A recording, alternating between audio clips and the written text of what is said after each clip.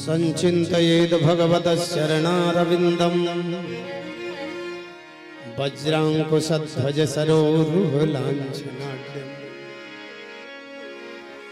उत्तुङ्गरत्नविलसत्नखचक्रवालो ज्योत्स्नाभिराहृतमहत् रतयान्धकारम्।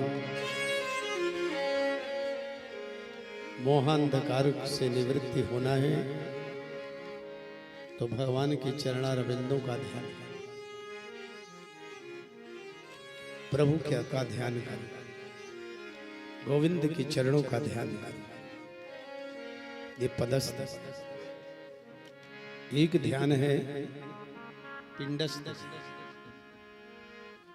जैसे भागवत जी है ना, आप लोगों को अब तो बहुत कुछ पता है। जैसे भागवत है ऐसे देवी भागवत। देवी भागवत में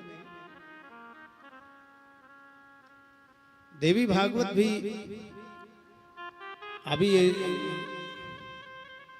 इस कल्प में श्रीमद् भागवत जी महापुराण है। इसके पूर्व देवी भागवत महापुराण थी। उसमें ध्यान की विधि, पिंडस्थ ध्यान की विधि लिखी देवी भागवत।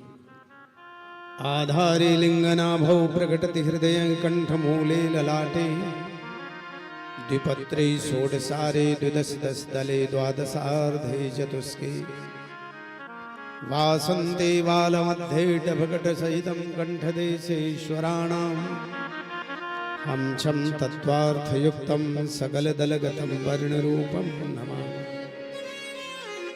अपने अंदर षट चक्र है, सातवां शास्त्रार्थ चक्र। भागवत जी में सब कुछ है। एक शक्ति है जिसे कुंडलिनी शक्ति कहते हैं। वो चक्राकार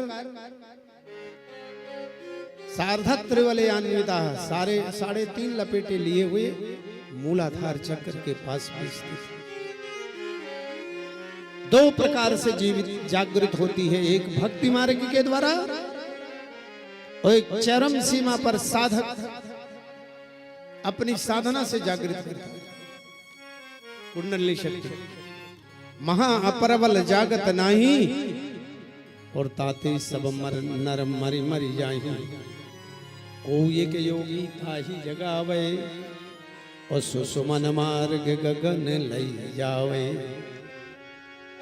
वो 60 चक्रों का भेदन करती हुई कुंडलिनी शक्ति ब्रह्मांड में आती है।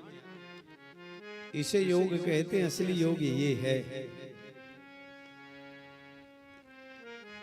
जिसे कहते बिंदुर ब्रह्मा रजो शक्ति बिंदुरिंदो रजो रवि उभयो संगमा दिव्य प्राप्ति परमं पदम। जीव सत्ता कुंडलिनी शक्ति है, ब्रह्म सत्ता आपके ब्रह्मांड में विराजमान है। वो जीव सत्ता कुंडलिनी वो जागृत करना पड़ता है। 60 चक्रों का भेदन करती हुई वो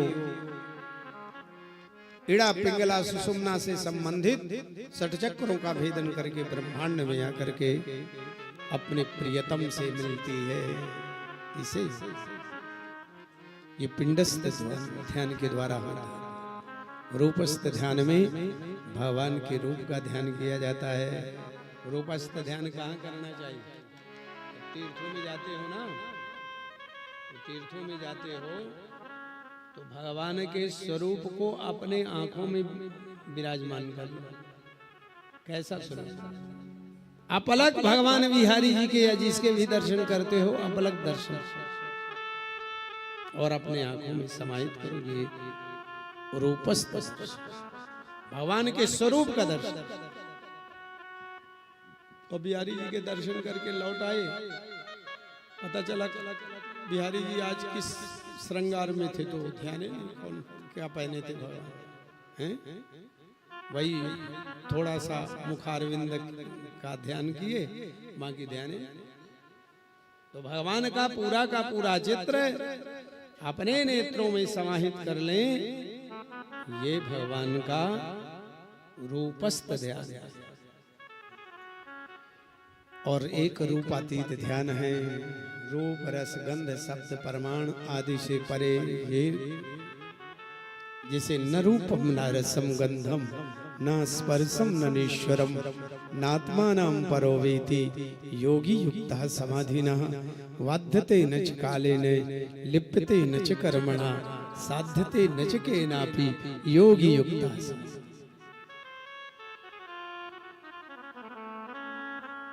ये मार्ग बड़ा कठिन लगा तो एक मानसिक पूजा बताई गई। जैसे आप देवी देवताओं की पूजा करते हो, एक मानसिक मन से ही सब कुछ करना है।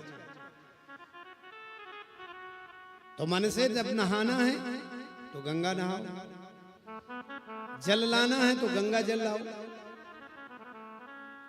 फिर स्वर्ण कलश में गंगा जल लेके आओ, भगवान को अपने आराध्य देव को स्नान कराओ, सब कुछ मन से अर्पण करना।